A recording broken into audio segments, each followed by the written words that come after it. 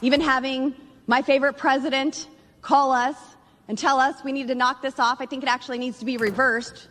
The president needs to tell Kevin McCarthy that, sir, you do not have the votes and it's time to withdraw. And with that, I yield. Thank you. Couple problems I have when it comes to the low T GOP. Why are most of the boldest ones women? And why are they most of them freshmen or close to being freshmen? Why are all the new people the only one with balls in this party? Joining me now, Congresswoman Lauren Boebert of Colorado, obviously the current champion of hottest women in Congress, and somebody who actually showed real courage last week when everybody dumped all over you, including people on our side. What was that like? I was ready for it. I was ready for the fight, whichever arrows came my way. And I'm not going to govern out of fear. I'm not going to govern by being pressured into doing something I don't believe is right. This was for the country, always. Despite the rumors that came out that we were doing something for personal gain or personal favors, you guys see now what we were fighting for. We were fighting for single subject legislation, germaneness rules on legislation. So you can't title a bill one way and load it with a bunch of garbage. We wanted 12 individual appropriations bills, which actually strongholds the Senate now. They have to adhere to our House rules when they are putting forward legislation. So with all the attacks that came our way this week, it just showed me that we were headed in the right direction. Anytime that I've been attacked in the past, it usually is because I'm right. So I'm proud to have stood with my colleagues who were there together and locked arms. You know, it got down to a final 6, but we left in unison, and it was really a huge, historic, fundamental change in Washington, D.C. for the people. You're in the belly of the beast, sadly, a lot. I know you'd rather be in Colorado, but you're back there in the swamp. Is the GOP getting better, bolder, maybe a party with a pair? Because they certainly haven't had one, but it seems like they're getting better slowly. Well, look, I would love to be in Colorado, but you have to be in the swamp to drain the swamp. And I hope that after all of the events that unfolded last week, we are coming out of this more unified and stronger than how we went into it. A lot of people were saying that it was chaos on the floor, but Jesse, I'm a mom of 4 boys. Chaos and dysfunction are part of my everyday life. There was nothing chaotic about this. It was the most productive I've seen Congress since I've been here. And all of the debate that took place, I mean, God forbid if Congress actually debates who's going to be second in line to the presidency. But with those debates and the conversations that we were engaging in with our colleagues, that helped build relationships. And I think it's going to help us moving forward. As far as the entire GOP being stronger and more forceful, more bold, I don't know about that, but there are enough of us who are that can help hold the line.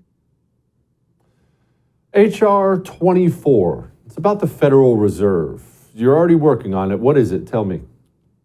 Well, Senator Rand Paul and my friend Congressman Massey have been working on this legislation to audit the Federal Reserve for years. And it makes total sense. An agency with this much authority and sway over our economy should have complete transparency.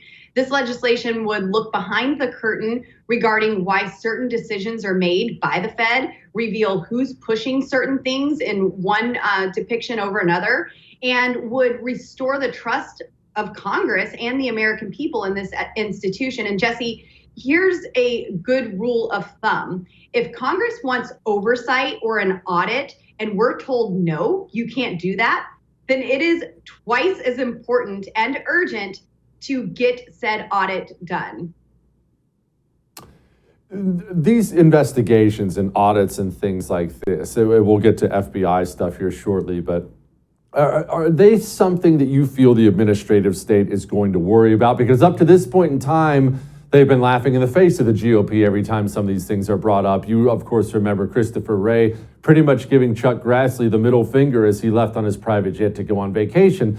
It would be nice if the administrative state felt like they were underneath Congress where they should be. Is it going to get better? I think that they should be very worried about the investigations that are to come, because we're going to expose a lot, and it's not going to be like the Trey Gowdy show pony experience that we had, where we just have a bunch of political theater and there's no accountability in the end. We are going to see this all the way through. We just formed the Weaponization of the Federal Government Committee.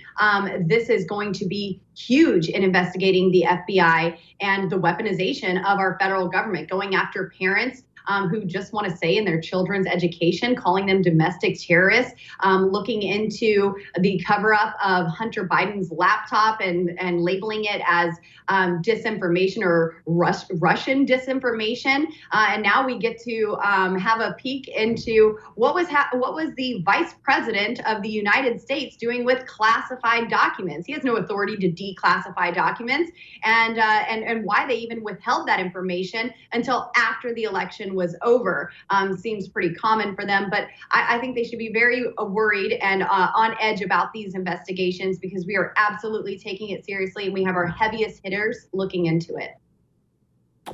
Speaking of the documents, I'm not going to spend a long time on this, but Ukraine. Obviously, Russia, Ukraine, everyone has an opinion on this whole thing.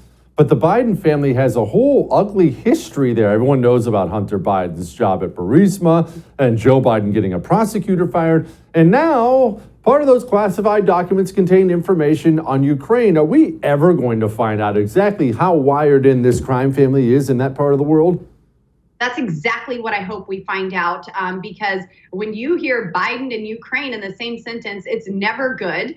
They've been prioritizing Ukraine over American citizens. We have a wide open southern border, as you know, complete invasion, and we are sending billions and billions of dollars to Ukraine and don't even know where it's going. And so there's a lot of really weird dealings that are going on with the Biden family and Ukraine, and we have to expose what's going on there. That right there is a national security threat, unlike debating on the House floor over a speaker, as some said last week was.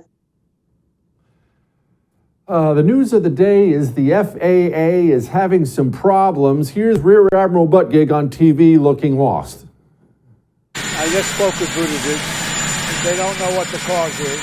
Well, now that the system is up and running, our primary focus is to determine that root cause, and I've directed FAA to figure out exactly how this happened. This is an incredibly complex system, so glitches or complications happen all the time. We're absolutely positive this was not the result of any nefarious activity, either domestic or foreign. We're not prepared to rule that out. Okay, so he's lost. But that's the thing. Yes, that guy sucks. Everyone knows that. But everyone in this administration seems to suck.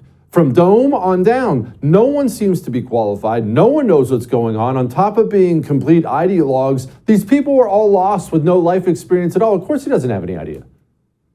Right. Well, this is what happens when you hire people with a woke agenda and identity politics. Mayor Pete had no business being put in this position as Secretary of Transportation. He had no right to be there, no jurisdiction, no and nothing that qualifies him to actually be in this position. And everything has failed under his watch, as it has with so many other people in this administration, because they don't actually hire the best and most qualified for these positions. They want to win those woke points. They want to get the first ethnicity and gender or non-gender or whatever the heck they want to say in these positions, and that's all they care about. And then, you end up with people who, just steal luggage as a hobby from airports instead of actually dealing with the issues that our country is facing. So this is just another failure from the Biden administration. And I hope that people are paying very close attention to this, because we have an election coming up in 2 years, and we can reverse all the destruction that they have caused on our country.